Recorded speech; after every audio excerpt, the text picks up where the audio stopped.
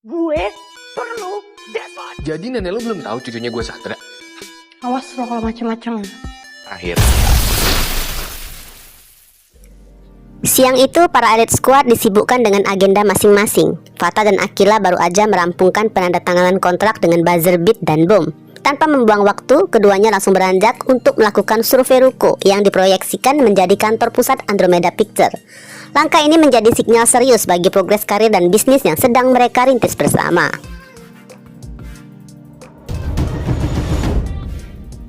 Di tengah kesibukannya, Akila masih menyempatkan untuk menelpon sang tunangan. Percakapan penuh dengan bumbu mesra dan rengekan manja Akila nih tentang rasa lelahnya, yang langsung disambut janji manis Harry untuk siap menjadi tukang pijit pribadi. Interaksi mereka benar-benar mendefinisikan pasangan bulai alias bucin alay. Fata yang berada di sana hanya bisa merasa muak sekaligus geli ya, karena harus terjebak menjadi nyamuk di tengah obrolan romantis mereka. Banget, kayak mau dipijit aja deh. Kalau aku di sana, aku pasti pijitin kamu. Ih, enak banget gue.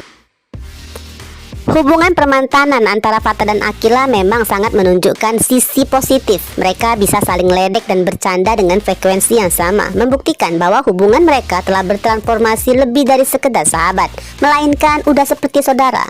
Kecocokan yang natural ini menjadi bukti kedewasaan keduanya dalam menyikapi masa lalu tanpa harus merasa canggung satu sama lain.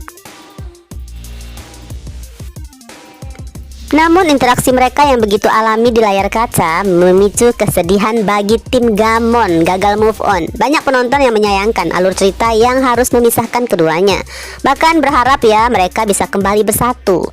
Namun jika difikirkan secara logis nih guys, harapan tersebut cukup sulit diterima akal sehat. Membayangkan berada di posisinya Fata dan Akila, rasanya mustahil ya untuk bisa kembali menjalin hubungan asmara dengan mantan yang jelas-jelas masing-masing sudah mencintai orang lain. Gue perlu Devon. Jadi nenek lu belum tahu cucunya gue Sandra? Di momen tersebut, Blade menghubungin ponsel Fata nih dengan nada yang begitu histeris. Blade meluapkan rasa stres dan emosi yang memuncak akibat tekanan yang diberikan Nyonya Valerian. Belum lagi kekhawatiran Blade jika orang di rumah itu tahu fakta kalau Devon sedang disandera karena misi yang harusnya sudah dihentikan. Pastinya seperti biasa, Blade siap menerima tantangan apapun dari Fata, asalkan bisa membawa Devon pulang ke hadapan Oma Dominic sebelum jam makan malam. Nah, Fata pun tahu ini saatnya untuk mencari kesempatan menjalankan rencana Elite Squad. Maka kesepakatan pun tercapai. Mereka berdua memutuskan untuk bertemu siang itu juga. Nah, Akila sebagai pendukung garis keras pasangan Fatzar langsung bereaksi. Akila memberikan ancaman tegas agar Fata enggak membangun chemistry berlebihan dengan Blade saat bertemu nanti. Sekilas sikap Akila tampak seperti cemburu, namun kita tahu banget ini adalah bentuk posesif demi melindungi posisi Zara, sahabat sedekat nadinya. Sementara bagi Fata, kekhawatiran Akila sangatlah berlebihan, sebab Fata sangat yakin cintanya udah sepenuhnya mentok pada sosok Hersisi, Zara.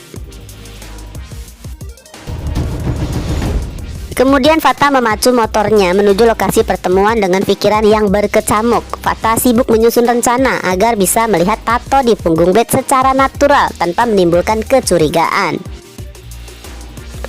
Namun permasalahannya, Blade selangkah lebih maju. Blade udah tahu bahwa mereka semua sedang mengincar tatonya. Meskipun Blade masih bingung dari mana mereka mendapatkan informasi itu, Blade sadar betul bahwa tato tersebut adalah bukti identitas aslinya sebagai Haruna yang gak akan bisa dibantah lagi.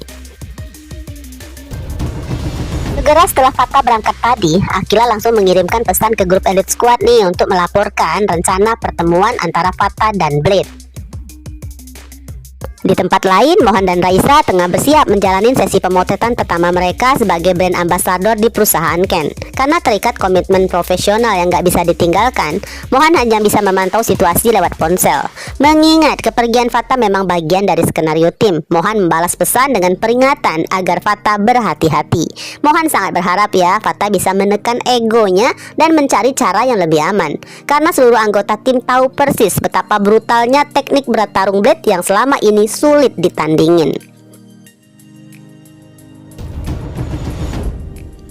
Di tempat lain, Harry baru aja menyelesaikan pertemuan yang cukup penting dengan Pak Budi untuk membahas rahasia keluarga Akila. Sebelum kemudian beralih berdiskusi dengan William mengenai tentang Devon, sosok yang dikenalin William saat di pensi. Bersamaan pesan chat masuk ke grup mengenai rencana pertemuan Fata dengan Blade. Namun di sini respon Harry justru di luar dugaan. Harry tersenyum sangat bahagia. Seperti anggota Elite Squad lainnya, Harry memang menaruh harapan besar agar rencana mereka berhasil untuk mengungkap bahwa identitas Blade adalah adiknya Harry. Selain itu, Harry pun sangat penasaran memecahkan makna di balik tato berbentuk kode di punggung Haruna, meyakinin bahwa ada pesan penting yang ditinggalkan orang tua mereka di sana. Masalahnya, kebahagiaan yang terpancar dari wajah Harry terasa berlebihan hingga menimbulkan kesan mencurigakan. Sebagai sosok yang paling dewasa di antara mereka, sikap Harry yang tenang justru terasa janggal. Harry seolah enggak memiliki kekhawatiran sedikit pun terhadap keselamatan Fata. Padahal Harry tahu banget ya, Fata selalu kalah telak setiap kali berhadapan fisik dengan Blade.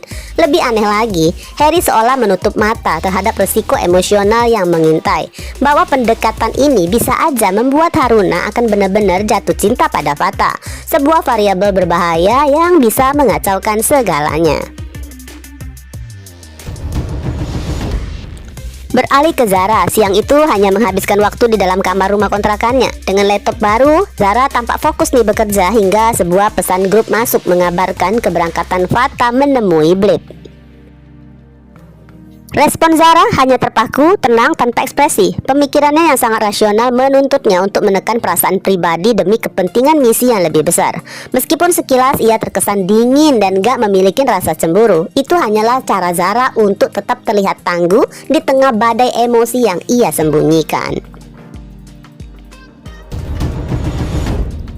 Beralih ke Devon yang masih sedang menikmati petualangan barunya. Walaupun Tante Zen hanya membelikannya ponsel Android yang bekas, Devon sama sekali enggak mengeluh.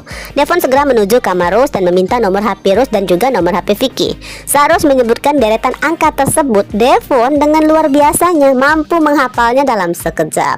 Pujian tulus pun mengalir dari Rose yang mengingatkannya bahwa ternyata kemampuan daya ingat angka-angka ini memang adalah kelebihan Devon sejak dulu.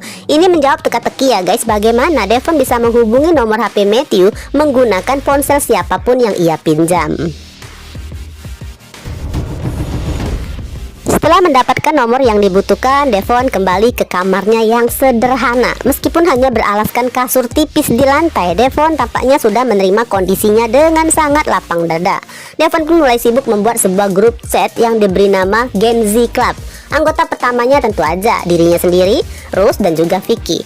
Untuk melengkapi daftar anggota lainnya, Devon mengandalkan bantuan Vicky yang saat itu begitu antusias bersedia menjadi admin untuk memasukkan seluruh nomor anak-anak 9 ilmu ke dalam grup tersebut.